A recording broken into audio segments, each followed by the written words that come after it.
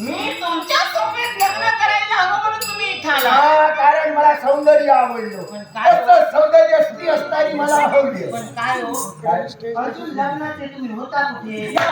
म्हणजे कोणी दिली नाही की मिळाली नाही? यालाही कारण आहे. काय कारण? अगं द्यायला कशाला हवी? मग? या अरण्यात स्त्रिया किती येतात. हं. हो ना? त्यातली आवडली नाही? त्याची आवडली नाही. कारण आहे. काय कारण? अगं मला हवी होती ती कशी कशी? अशी नको. अशी येत होत्या अरण्यात. अशी नको. मला पाऊल घालूनच झालं. हं. म्हणून आज मला मी पाहिलेली आहे ती अशी मला भ्रष्ट दिसतो आहे. मला हवी. होय म्हणलं का? नाही, माझ्या जवळ लग्नाचा प्रस्ताव तुम्ही ठेवला गं. माझी आई तरी कोण? मला ओळखलं ना? नाही, नाव माझं नंदिनी. आवडली. काय?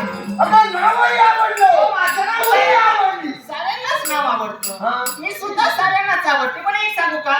लग्नाचा प्रस्ताव तुम्ही ठेवला. तुम्ही तर अरण्यात राहणार आहे. हो. पण लग्न करून तुमच्यासोबत आमचा दोन अरण्यात काय राहू. म्हणजे? मी राहू. आमचा दोन काय सजवले? तुमची इच्छा चांगली आहे. पण ही इच्छा माझ्याकडून नाही परिपूर्ण होणार. कारण अरे ते माझ्या मनाला वाटलं, ते माझ्या बुद्धीला पडेल, त्याच्या समवेत मी लग्न करेन. माझ्या मनात प्रश्न झाला, मला जाऊ द्या. समोर लग्न करून तरी पहा. नाही करायचंय. काही कमी होणार नाहीये. हवं हवं ते देण्यासाठी मी तयार होणार आहे. नाही, पण मला तुमच्या ते समवेत माणूस लग्न करायचं. खाल्लं नाही ते मावशीला दिली. आ? हो. हे पहा, आजवरची विनंती करून सांगते, तुमच्या मनात जलेली इच्छा आमच्याकडून नाही परिपूर्ण होणार. आम्हाला काही काय? पूर्ण खाली तर नसेल. काय? तर ब्रह्म राक्षस खंडात करा. या अरण्यात चित्तयुक्त भगवानाला ठार मारले. वाट्यांची व्यक्ती आली असेल तर भावनाला वरंत नव्हे. तुला माहिती आहे? मनेचा झुंजरे झुंजरे झालेल्या माणसाची. मनेचा झुंजरे झुंजरे झालेल्या माणसाची. प्रेम प्रेमाने झुंजरे झुंजरे झाले. तुझ्यासाठी काय झालं? अरे गाडयोरे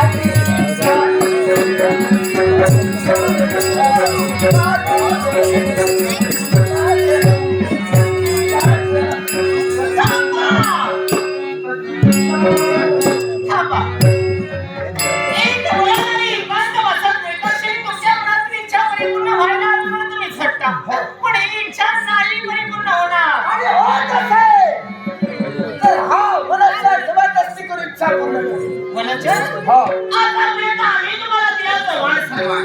प्रत्येकाला मान सन्मान देणं माझं कर्तव्य आहे. तेवढे माझ्यावर संस्कार आहे. पण आम्ही तुम्हाला दिलेला मान सन्मान सांभाळता येत नसेल. चालतो ऐकून. नाही. पण केव्हाच होय. माझ्या मनाला होकार तर देत असतील. तुला शेवटी स्वतःची गरीबता भांडा! कोणातील वासना परिपूर्ण करण्यासाठी आसुरी आकांक्षाला तुम्ही वेगळून आणता. पण एक विसरू नका, वाळू सुंदर दिसली म्हणून वासुरी नक्की वाद किनाऱ्यावर यायचं असतं. अथांग सागर सुंदर असल्यामुळे त्या उडी ठोकायची नसते याचा विचार करा. पण उडी ठोकते. विचार केल्यामध्ये खोलदरी आहे. त्या खोलदरी काय होणार याचा पूर्णपणे त्याने विचार केला पाहिजे. पण त्याच खोल सागरात किंवा दरीत उडी ठोकल्यानंतर प्रवाहाच्या विरुद्ध दिशेला जाशील तर पुढे पक्षीने विसरू नको. शांत आहे. स्वतःचं पंचमार कसं वागतोय हे वरचला मोहीम आहे. हे मात्र झेंडे. पण हेच स्वप्न सत्य करण्यासाठी तू झडत असशील. हे स्वप्न साकार होणार. चालता वरचा